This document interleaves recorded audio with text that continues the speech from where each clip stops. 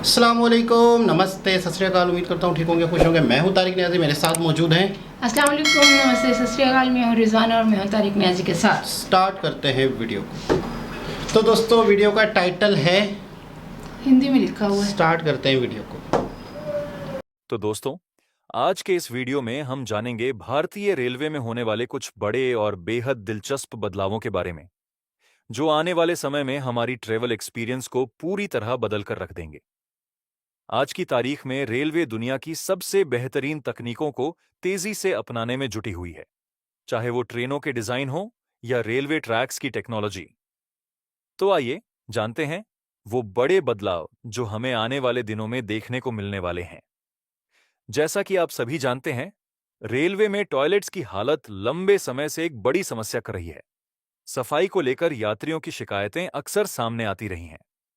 हाल के सालों में टॉयलेट्स के डिजाइन में कुछ सुधार जरूर किए गए हैं, लेकिन फिर भी सफाई का स्तर उतना अच्छा नहीं है जितना होना चाहिए।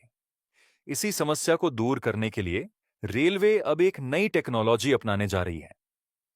जैसा कि आप स्क्रीन पर देख सकते हैं, यह है सेल्फ क्लीनिंग टॉयलेट सिस्टम, जिसका इस्तेमाल फिलहाल पेरिस जैसे शहरों में किया जा रहा है। इस सिस्टम में टॉयलेट को साफ करने के लिए किसी इंसान की जरूरत नहीं पड़ती। एक बटन दबाते ही पूरा सिस्टम अपने आप एक्टिव हो जाता है। पानी और लिक्विड सोप का मिश्रण टॉयलेट की हर सतह पर स्प्रे किया जाता है और कुछ ही सेकंड्स में वो साफ हो जाता है। यह तकनीक यूरोप के कई देशों में काफी सफल रही है और अब भारतीय रेलवे भी इस मॉडल को अपनाने की तैयारी कर रही है, रेलवे स्टेशनों और ट्रेनों में।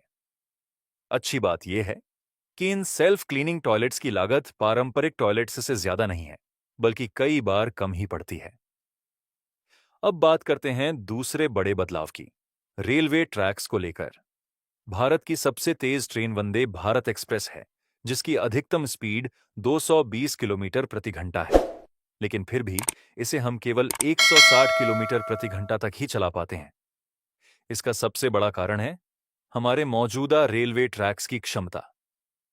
पुराने ट्रैक्स इतनी हाई स्पीड को सपोर्ट नहीं कर पाते। इसी समस्या को हल करने के लिए रेलवे अब बैलास्टलेस ट्रैक्स लगाने की योजना बना रही है, वही ट्रैक्स जो जापान में बुलेट ट्रेनों के लिए इस्तेमाल किए जाते हैं। इन नए ट्रैक्स का उपयोग भारत में न केवल बुलेट ट्रेन कॉरिडोर में किया जाएगा, बल्कि आम रेलवे ट्रैक्स को भी धीरे धीरे इन्हीं से बदला जाएगा। खासकर इसीलिए क्योंकि आने वाले वर्षों में लगभग 400 से भी ज्यादा वंदे भारत जैसी ट्रेनों का निर्माण होने वाला है। हर साल भारत में करीब 5,000 किलोमीटर तक नए ट्रैक्स बिछाए जा रहे हैं, जो कि लगभग एक पूरे स्विट्जरलैंड के बराबर है। ट्रैक्स के अपग्रेड के बाद रेलवे नई और आधुनिक ट्रेनों की मैन्युफैक्चरिंग पर भी जोर देने वाली है, और यही होगा रेलवे का तीसरा बड़ा बदलाव। वंदे भारत एक्सप्रेस के निर्माण से भारतीय इंजीनियरों ने यह साबित कर दिया कि हम खुद भी इंटरनेशनल स्टैंडर्ड की ट्रेन बना सकते हैं। अब रेलवे इससे भी एक कदम आगे बढ़ने जा रही है, नई पीढ़ी की ट्रेनों के साथ, जो और भी ज्यादा एडवांस होंगी।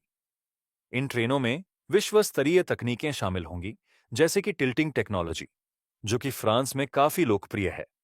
इस टेक्नोलॉजी की मदद से ट्रेन तेज स्पीड पर भी कर्व पर आसानी से मुड़ सकती है, वो भी बिना स्पीड कम किए। साथ ही बात करें मैग्लेव टेक्नोलॉजी की, तो यह दुनिया में फिलहाल सिर्फ जापान और चीन में इस्तेमाल हो रही है। इन ट्रेनों को चलाने के लिए अलग से मैग्नेटिक ट्रैक बनाए जाते हैं। रेलवे इस दिशा में भी प्रगति कर रही है। आईआईटी मद्रास के सहयोग से रेलवे ने एक सफल मैग्लेव ट्रेन प्रोटोटाइप भी बना लिया है। अब एक विशेष टेस्टिंग ट्रैक तैयार किया जा रहा है, जहां इस ट्रेन की ट्रायल रन की जाएगी। उसके बाद ही तय होगा कि भारत में यह तकनीक कहां लागू की जाएगी। अब बात करते हैं भारत की सबसे high speed train, bullet train project की। पहले इन ट्रेनों को जापान से इंपोर्ट किया जाना था, लेकिन जापानी कंपनियों द्वारा कीमतें बढ़ा देने के कारण रेलवे ने बड़ा फैसला लिया है। अब बुलेट ट्रेन के सेट्स भारत में ही बनाए जाएंगे। इस काम के लिए चेन्नई स्थित आईसीएफ इंटीग्रल कोच फैक्ट्री को जिम्मेदारी दी गई है। यही फैक्ट्री पहले भी वंदे भारत जैसी ट्रेनों का निर्माण कर चुकी है। हालांकि बुलेट ट्रेन बनाना आसान नहीं होगा, क्योंकि इसकी स्पीड 300 किलोमीटर प्रति घंटे से भी अधिक होती है और इसमें खास किस्म की तकनीक लगती है। रेलवे ने आईसीएफ को 1 साल का समय दिया है ऐसी हाई स्पीड ट्रेन बनाने के लिए, जिसकी स्पीड 250 किलोमीटर प्रति घंटा होगी। साथ ही जापान से टेक्नोलॉजी ट्रांसफर को लेकर बातचीत भी चल रही है, ताकि भारत में इन ट्रेनों को सस्ते में और प्रभावी तरीके से तैयार किया जा सके। जापान को बुलेट ट्रेन बनाने का 50 से भी ज्यादा वर्षों का अनुभव है, लेकिन भारत अब खुद इस दिशा में आत्मनिर्भर बनने की ओर बढ़ रहा है। इसके अलावा रेलवे स्टेशन भी पूरी तरह से बदलने वाले हैं।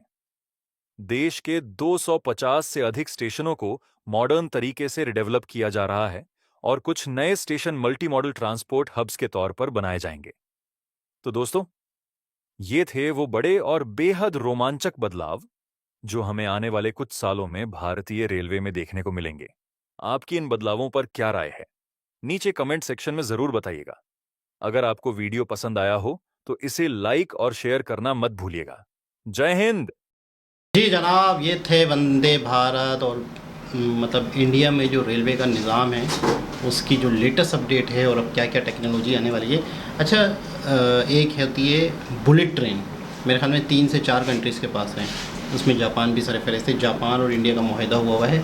2026 में इंडिया में इसकी इनॉग्रेशन थी, जो बहुत सारी वजूहात की बिना पे, बहुत सारे कारण की बिना पे डिले होती गई। तो असल में सबसे बड़ा मसला जो होता है किसी भी रेलवे का इनॉग्रेशन का या मतलब इफ्तिताह का, सबसे बड़ा पहला पड़ाव जो होता है, पहला जो स्टेप होता है वो होता है ज़मीन खरीदना। अच्छा। क्योंकि ज़मीन तो लोगों के पास है ना। अब हर बंदे को ये पता है कि जब गवर्नमेंट का कोई प्रोजेक्ट यहाँ से गुजरना है तो मांगे दाम मिलेंगे और ये होगा और वो होगा, तो उसकी वजह से लोग थोड़ा सा डिले करते हैं, नखरे करते हैं, ताकि हुकूमत कहीं तो टूटे।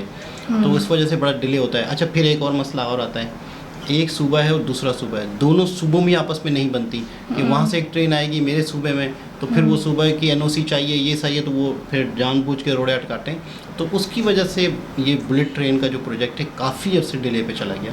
अब जाके इंडिया ने ये सोचा है कि हम जब वंदे भारत जैसी 220 किलोमीटर पर आवर की स्पीड से ट्रेनें बना सकते हैं तो बुलेट हम क्यों ना बनाएं। तो हम वो भी बना सकते हैं। तो उनकी थिंकिंग कमाल। अच्छा, सबसे पहले हम सोचे तो सही, सबसे पहले हम मतलब ना कर पाएँ वो एक अलग चीज़ है, हम करने की कोशिश तो करें। हम हारते कब हैं, हम नाकाम कब होते हैं, जब हम कोशिश ही नहीं करते। तो इंडिया कोशिश तो करता है ना। मतलब आपको पता है चंद्रयान 2 जो इंडिया का एक मिशन लॉन्च हुआ था, नाकाम हुआ था। चंद्रयान 2 सॉफ्ट लैंडिंग नहीं कर पाया था, यानी वो बिल्कुल चांद की सतह पे पहुंच गया था और वो लैंड नहीं कर पाया था। चंद्रयान 3 लैंड कर गया और इंडिया पहला वो कंट्री है जो मतलब पहले नाकाम हुआ, फिर चंद्रयान 3 कामयाब हुआ था। पहला वो कंट्री है जो चांद के साउथ पोल पे लैंड किया। साउथ पोल जो बहुत अरसे तक बिल्कुल ठंडा रहता है, वहाँ का तापमान बहुत ज़्यादा मतलब कूल रहता है, तो वहाँ पर कोई कंट्री अभी तक लैंड नहीं कर पाया है।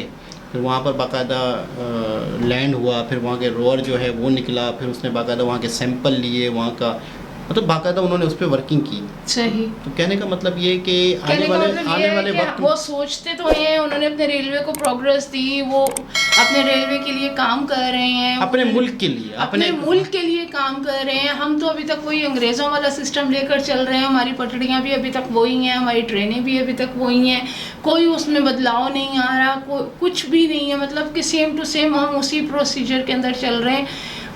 अभी आपने देखा, सबसे अहम बात मुझे इनकी जो ट्रेन्स के अंदर नज़र आई वो ये है कि सफाई का इंतज़ाम ऑटोमेटिक है। ऑटोमेटिक सफाई के इंतज़ाम से एक तो आपका लेबर का खर्चा बचता है, एक सफाई उसी टाइम हो जाएगी। उन्होंने तो सिस्टम पर डाल देना है ना कि ऑटोमेटिकली जहाँ पर भी गंदगी नज़र आएगी उनका सिस्टम एक्टिव हो जाएगा। नज़र आएगी इस तरह भी नहीं होगा मेरे ख्याल में, हर 2 घंटे में 3 घंटे में नहीं, ऑटोमेटिक के अंदर ना सिस्टम एक्टिव हो जाता है। मैं बता रहा हूँ ना कि उसका एक्टिव तो कर दिया, हाँ, फिर उसके बाद वो हर घंटे 2 घंटे में खुद ही सफाई कर रहा होगा, खुद ही सफाई करेगा वो।